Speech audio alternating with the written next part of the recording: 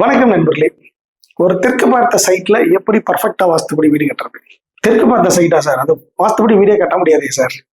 மேற்கு பார்த்த சைட்டே சார், அது வாஸ்துபடி வீடே கட்ட முடியாது. அதனால நாங்க தவிர்த்துட்டோம் சார். வடக்கு பார்த்து கிழக்கு பார்த்து சைட்டு வாங்கி நாங்க ஜம்முன்னு வீடு கட்டிட்டோம் சார் அப்படின்னு சொல்லக்கூடிய ஆட்கள் நம்ம நிறைய பாக்குறோம்.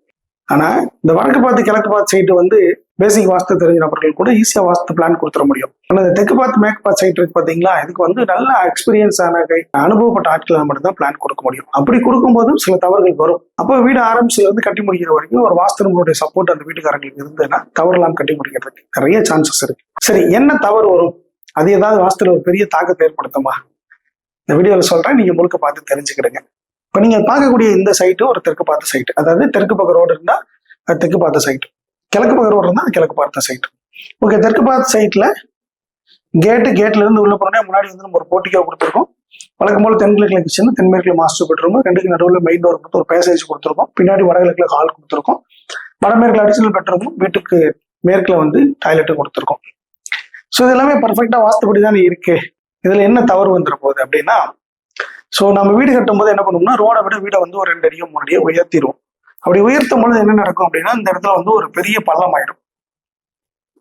அதாவது நீங்க தூங்கி எந்திரிச்சு வீட்டை விட்டு வெளியே வரும்போது இந்த படியில இறங்கும் போது டெய்லி பள்ளத்துல தாழ்வான இடத்துல வந்து நீங்க கால் வச்சு இறங்கும்படியா இருக்கும். இது என்ன சொல்றாங்கன்னா, இது வந்து லாஸ், இது வந்து நஷ்டத்தை கொடுக்கக்கூடியது, அப்படி இறங்கக்கூடாது அப்படின்னு சொல்லுவாங்க. யூஸ்வலா தெற்கு பார்த்த வீட்டுக்கும் மேற்கு பார்த்த வீட்டுக்கு இப்படிதான் அமையும். நம்ம வந்து ரோடு லெவலுக்கு போட முடியாது. அப்படி போட்டோம்னா போர்ட்டிகோல ஊற்றக்கூடிய மழை தண்ணி வீட்டுக்குள்ள வந்துடும். ஸோ அதனால இந்த போர்ட்டிகோ மட்டும் தாழ்வா தான் இருக்கும். ஸோ அது மட்டும் தாழ்வா இருக்குமான்னு கேட்டா, இது ஈவன் எல்லா பக்கமும் அதே லெவல்ல தான் நம்ம பண்ணி கொடுப்போம். ஓகே, இது வந்து டிஃபால்ட்டா வரக்கூடிய தவறு.